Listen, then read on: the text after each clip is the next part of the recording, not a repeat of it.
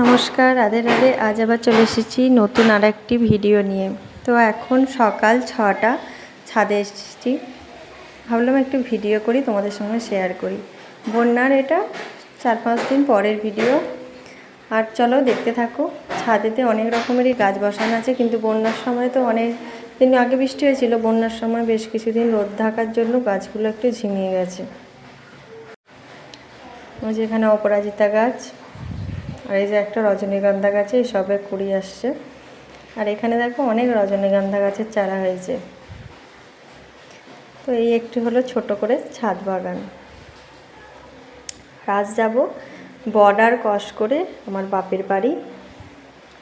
ঠিক আছে, চলো তোমাদেরকে সেই ভিডিও দেখাবো, সাথে থাকো, দেখতে থাকো। ফিরে আসছি আবার কিছুক্ষণ পরে।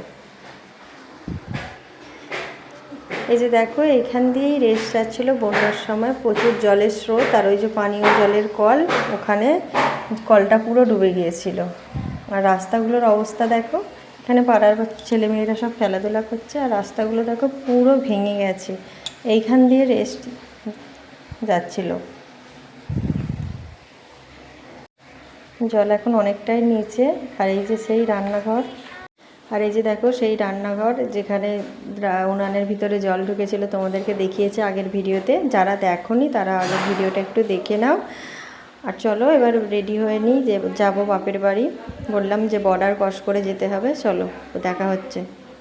এই যে দেখো বেরিয়ে পড়েছি, মেয়ে যাচ্ছে আর আমি ভিডিও করতে করতে যাচ্ছি পিছনে।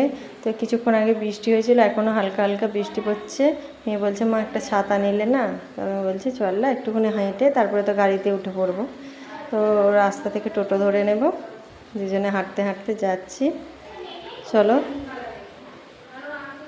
এই যে দেখো টোটোতে উঠে আবার একটু ভিডিও করে নিলাম।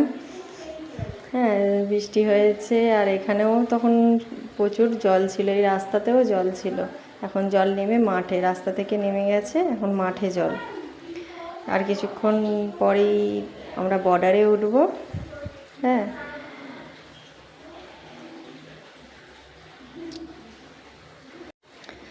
মাঠ ভর্তি ধান ছিল, সেই ধান জমিতে এখন পুরো সাগর জলে ডুবে আছে।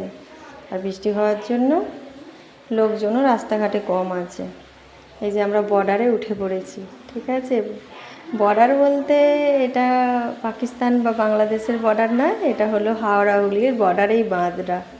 মানে বাঁধের এ পাশটা হাওড়া, ও পাশটা হুগলি। আর এখানে কয়েক বছর আগে যখন বন্যা হয়েছিল, ওখানটাতে মানে বাঁধ টপকে জল আসছিলো, হানা হয়েছিল। তো ওখানটা মাঠ ছিল, এখন অতটা দিঘির মতো হয়ে গেছে পুরো। আর দেখো এখানে এখনও মাঠে কত জল, হুগলির মাঠ এখনও জল। দেখে মনেই হচ্ছে না যে এটা জমি, এখানে ধানে ভর্তি ছিল কিছুদিন আগে। তো পুরো জল সাগর। ঠিক আছে, চলেই আসছি আমার বাপের বাড়ির কাছে। আমার বাড়ি তো হাওড়া জেলায়, আর আমার বাপের বাড়ি হচ্ছে হুগলি জেলায়। তো বেশি দূর নয়, 30 মিনিটের রাস্তা। ঠিক আছে, এই বর্ডার ক্রস করেই, হাওড়া জেলা হুগলি জেলার বর্ডার ক্রস করেই আমার বাপের বাড়ি। চলো দেখা হবে পরের ভিডিওতে, সাথে থাকো, দেখতে থাকো। যারা এই ধরনের গ্রামের ভিডিও দেখতে চাও তারা চ্যানেলটি সাবস্ক্রাইব করে দিও, পাশে থেকো, সুস্থ থেকো, সকলে ভালো থেকো। ধন্যবাদ।